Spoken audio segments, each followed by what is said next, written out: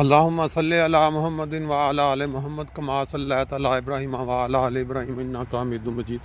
اللہم بارک علی محمد وعلی آل محمد کما بارکت علی ابراہیم وعلی آل ابراہیم انک حمید مجید۔ دوستو، روزانہ کی سیر کا آغاز درود شریف کے ساتھ کرنے کی میں نے ایک عادت اپنائی ہے۔ تو نارملی سیر کے ساتھ ساتھ وہ جو حالات واقعات ڈیلی کی بنیاد پہ ہوتے ہیں ان کا ذکر بھی چلتا ہے، اور ساتھ ساتھ جو موسم اور جو نظارے ہیں ان کا بھی آپ کو دکھایا جاتا ہے۔ یہ میرا ایک ذاتی خیال ہے، اس لیے کہ میں نے چند مہینوں میں ایک چیز نوٹ کی ہے کہ بہت سارے دوست جو کرونا بیماری کے ساتھ مقابلہ کرتے ہوئے اس دنیا سے روانہ ہوئے، ان میں سے وہ بھی ہیں جو کرونا میں شدید کنڈیشن میں پہنچے اور ان کو کیا کہتے ہیں بے ہوشی، یا جس کو ڈال دیا گیا اس کے اوپر وینٹیلیٹر پہ، اور وہ بے ہوش رہے، لیکن اس کے باوجود خدا تعالیٰ نے ان کی اس زندگی میں دوبارہ واپسی کر دی۔ اور جب ان کا جائزہ لیا ذاتی طور پہ میں نے، اور سنا ہے ابھی میں نے ان کا انشاءاللہ انٹرویو بھی لیں گے، کیا انہوں نے بتایا، بلکہ میں نے دیکھا ان کو کہ وہ متواتر ریگولر سیر کرنے والے دوست تھے،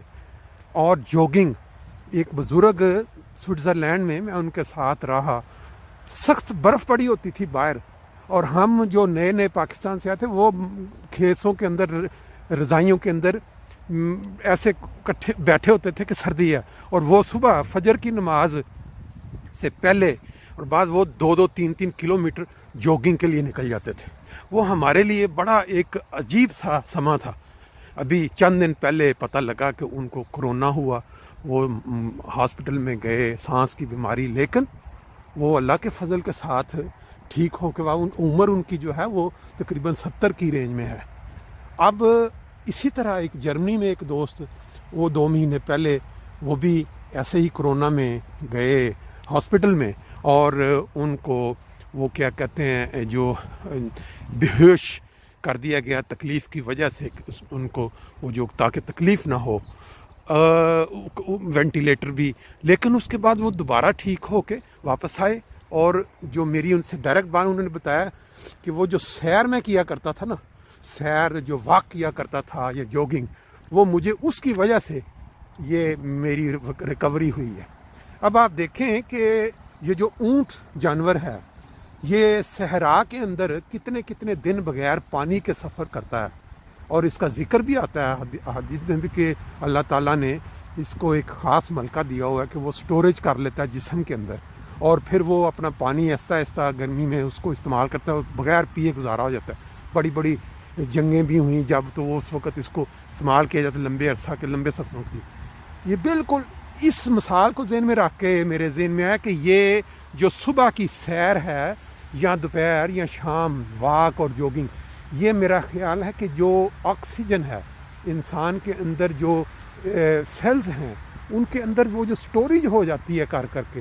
کسی مشکل وقت میں جب تکلیف میں انسان کو آکسیجن نہیں مل رہی، پھیپھڑے کام نہیں کر رہے، تو شاید وہ والی جو آکسیجن روزانہ جوگنگ یا سیر کے ذریعے آپ لوگ اکٹھی کرتے ہو، وہ کام آ جاتی ہے اس وقت۔ یہ ایک میرا ذاتی منطق ہے، ہو سکتا ہے کہ ڈاکٹرز حضرات جو جب یہ سنیں تو وہ بھی شاید یہ تصدیق کر سکیں۔ تو ہم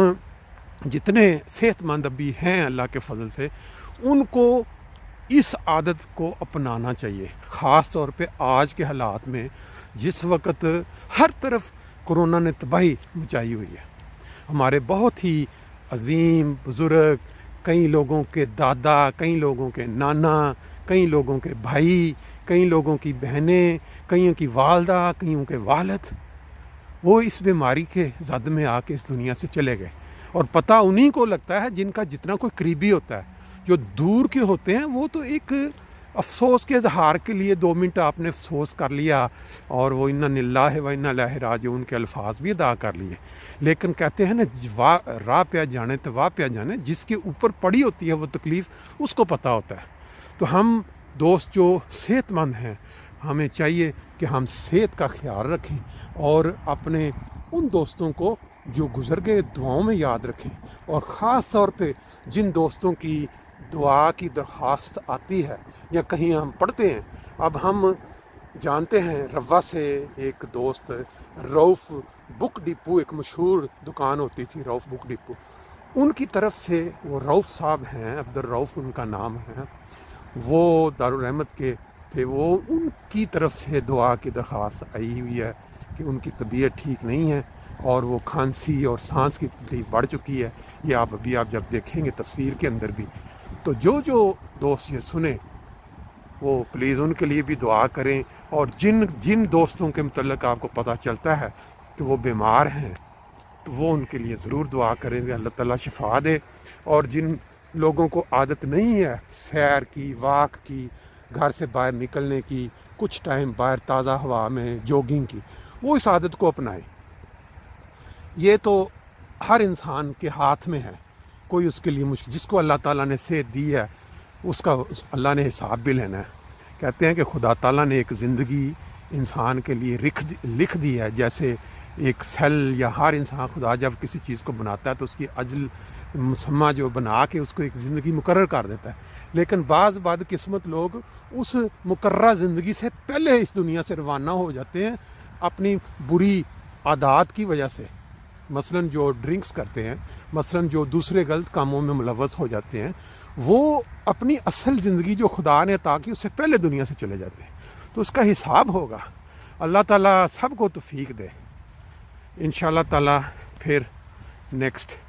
کسی اور بات پہ بات ہوگی. السلام علیکم.